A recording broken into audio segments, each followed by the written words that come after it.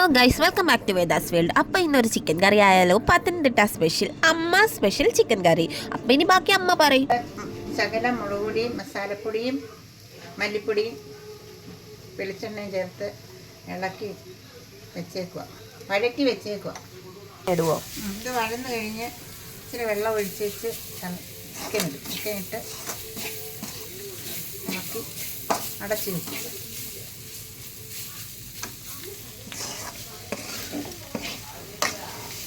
മഞ്ഞപ്പൊടി മാത്രം ഇട്ട് ഇളക്കി വെച്ച ചിക്കനാണോ? മഞ്ഞപ്പൊടി ഉപ്പും ചിക്കൻ കാൽ കരള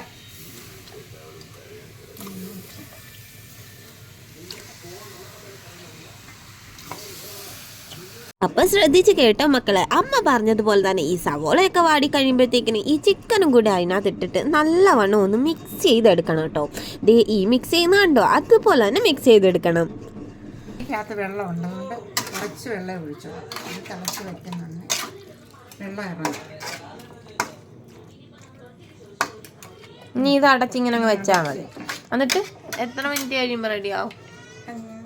ഒരു 10-15 മിനിറ്റ് കഴിയുമ്പോൾ. അപ്പം അമ്മ എന്താ പറഞ്ഞു വന്നതെന്ന് വെച്ചാൽ, ഈ കോഴിക്കകത്ത് തന്നെ വെള്ളമുള്ള കാരണം നമ്മൾ കുറച്ച് വെള്ളമേ ഒഴിക്കാവൂ കേട്ടോ. അങ്ങനെ വെള്ളമൊക്കെ ഒഴിച്ച് മിക്സ് ചെയ്തതിന് ശേഷം 1 സ്പൂൺ ചിക്കൻ മസാല മാത്രം നമ്മൾ മേളിൽ കൂടി ഒന്ന് വിതറി കൊടുക്കണം. അങ്ങനെ ഒരു 15 മിനിറ്റ് കഴിയുമ്പോഴത്തേക്കിനും ഈ കറി ഇങ്ങനെ വെട്ടി തിളയ്ക്കാൻ തുടങ്ങും. ദേ കാലനെ നോക്കി ചിരിക്കുന്ന കണ്ടില്ലേ, കോഴിക്കാല് കേട്ടോ. അത് കഴിഞ്ഞ് ഞാൻ ടേസ്റ്റ് ചെയ്യാൻ വേണ്ടി വന്ന് നോക്കി. ടേസ്റ്റ് ചെയ്ത് എൻ്റെ പൊന്നോ, നല്ല സൂപ്പർ ചിക്കൻ കറി. എനിക്കല്ലെങ്കിലും പൊതുവെ അമ്മയുടെ ചിക്കൻ കറി ഭയങ്കര ഇഷ്ടമാട്ടോ. ദേ ഞാനത് കൂട്ടി ചോറ് കഴിക്കുവാണ്. അപ്പം നിങ്ങൾക്ക് ഇതിൻ്റെ റെസിപ്പി വേണമെങ്കിൽ കമൻറ്റ് ബോക്സിൽ കമൻറ്റ് ഇട്ടാൽ മതി.